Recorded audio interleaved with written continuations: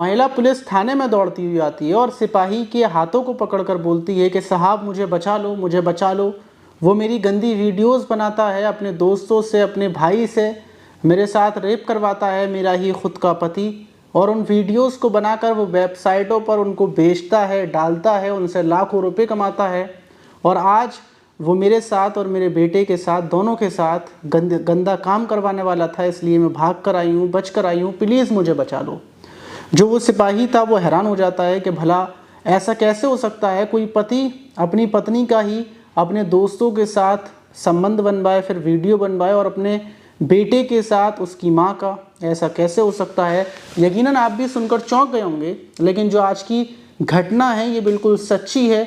एक शख्स ने अपनी पत्नी की लगभग 45 से ज़्यादा वीडियोस बना डाली, 20 से ज़्यादा फ़ोटोज़, और उनको वेबसाइटों पर डालकर बेचकर लाखों रुपया कमा लिया, करोड़पति बन गया। लेकिन पत्नी ने इस चीज़ का विरोध क्यों नहीं किया, वो पहले पुलिस के पास क्यों नहीं गई। ये जो पूरी कहानी है शुरुआत से लेकर आखिर तक की, कि आखिर शादी के बाद ये सब कुछ शुरू कैसे हुआ और आखिर में अंत कैसे हुआ, तो चलते हैं और जानते हैं ये पूरी कहानी। 23 जून को उत्तर प्रदेश के उन्नाव के कोर्ट में एक महिला फफक कर रो रही थी और दहाड़े मार मार कर रो रही थी। वो जज साहब को बता रही थी कि मैंने तमाम पुलिस थाने के चक्कर लगा दिए, लेकिन मेरी किसी ने कोई फरियाद नहीं सुनी। आखिर में मैं आपके पास आई हूँ, और वजह आने की ये है कि जो मेरा पति है वो अपने दोस्तों को घर पर लेकर आता है और अपने भाई से और सबको मिलवाकर मेरे साथ ज़बरदस्ती संबंध बनवाता है, और मुझसे ये बोलता है कि अगर मैं ऐसा नहीं करूँगी तो वो मुझे छोड़ देगा, तलाक दे देगा। जो वो जज साहब थे वो इस बात को सुन रहे थे, और जितने भी लोग वहाँ कोर्ट में मौजूद थे वो भी सुन रहे थे। और फिर जब महिला की जो कहानी थी, कहानी शुरू से महिला बताती है जज साहब को, तो सारे लोग हैरान रह जाते हैं। महिला बताती है कि वो उन्नाव की रहने वाली है, उसकी शादी 2015 में जो लखनऊ है वहाँ से हुई थी, विकास नाम के शख्स से, जो रेलवे में कर्मचारी था। लेकिन शादी के बाद उसकी रेलवे की नौकरी चली जाती है और वो वापस मेरे ही मायके में यहीं पर उन्नाव में एक घर लेकर मेरे साथ रहने लगता है। हमारा एक बेटा भी है, हम यूं ही रहते हैं। लेकिन 2015 में शादी होने के बाद मुझे ये पता चला कि मेरा जो पति है वो गंदी वीडियोस बनाकर पैसे कमाता है, वो कहीं पर जाता है, लड़कियों को बुलाता है, और जो उसका भाई है वो भी यही काम करता है। ये बात पता चलने के बाद मुझे लगा कि चलो कोई बात नहीं है, लेकिन मैंने 2-3 बार अपने पति से बोला कि वो ये काम बंद कर दे, सही नहीं है। लेकिन पति बोलता है मेरे पास कमाने का कोई ज़रिया नहीं है, ज़िंदगी यूं ही चलती रहती है। लेकिन कुछ साल गुजरने के बाद मेरा पति खुद अपने साथ मेरी वीडियोस बनाता है, उस वीडियो को वो बनाने के बाद उन वेबसाइटों पर डाल देता है। जब मैं इस चीज़ का विरोध करती हूँ तो वो पहले ये बोलता है कि मैंने चेहरे पर मास्क लगा रखा है, तुम्हारे चेहरे पर भी मास्क लगाया, हमें कोई जानता नहीं है, ना ही कोई पहचानता है, इससे कोई दिक्कत नहीं है, हम ढेर सारे पैसे कमाते हैं।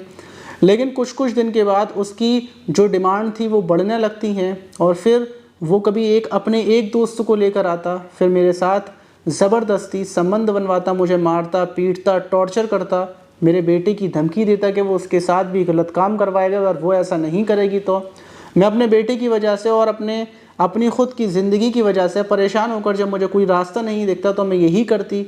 और फिर वो एक दोस्त के बाद 2 दोस्तों को, 3 दोस्तों को, अब उसकी एक दिन ब दिन डिमांड बढ़ने लगती है, और लगभग उसने 45 वीडियो जो अभी उसके पास हैं, जो बनाकर रखे हैं, जो वेबसाइटों पर डले हुए हैं, 45 वीडियो डले हुए हैं, और 20 फ़ोटोज़ और वीडियोज़ मेरे फ़ोन में भी हैं। वो ये सारी चीज़ें कर रहा था, और अब आकर वो अपने भाई से भी मेरे साथ संबंध बनाता है। उसने इन चीज़ों से लाखों रुपया कमा लिया। लेकिन मैंने जो थाने का चक्कर लगाया वो इस वजह से लगाया कि जो मेरा छोटा वाला बेटा है उसके साथ विकास अपने ही भाई से गलत काम करवाता है, और वो बोलता है कि ये जो कंटेंट है, ये जो वीडियो है छोटे बच्चे के साथ, मेरे बेटे के साथ, मेरे भाई की, ये बहुत ज़्यादा चलेगी। और ये वीडियो जो उसने बनाई, और ये सब मुझसे बर्दाश्त नहीं हुआ। तब मैं अपने बगराउमऊ कोतवाली में पहुंची। वहाँ पर जाकर जब मैंने वहाँ के कोतवाल को ये बात बताई, सिपाही, पुलिस को, सबको ये बात बताई, लेकिन मेरी किसी ने भी कोई सुनवाई नहीं करी, ना ही मेरी रिपोर्ट दर्ज करी। वहाँ से मुझे लौटा दिया गया, मुझसे ये बोल दिया गया कि ये सब कुछ झूठ है। यहाँ तक कि मैंने वीडियोज़ भी दिखाए उनको, लेकिन उन्होंने मानने से, यकीन करने से साफ इनकार कर दिया, क्योंकि मेरा पति के पास लाखों करोड़ों रुपए इकट्ठे कर लिए हैं, और उसी ने वहाँ कोतवाली में पैसे दिए होंगे। ये बात बोलने के बाद वो जज साहब के सामने गिड़गिड़ाने लगती है, अपनी जान की और अपनी इज्जत की भीख मांगने लगती है। वो जज साहब को 45 वीडियो भी देती है, 20 फ़ोटोज़ भी दिखाती है।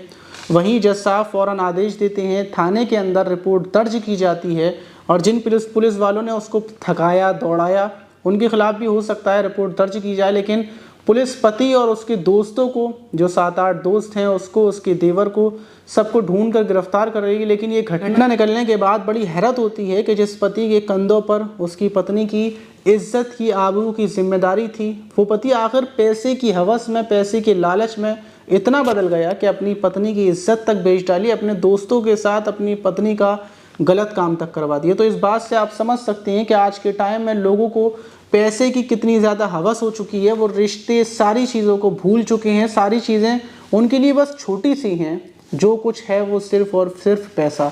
लेकिन ऐसे लोगों को क्या सज़ा मिलनी चाहिए, कमेंट बॉक्स में ज़रूर बताइएगा।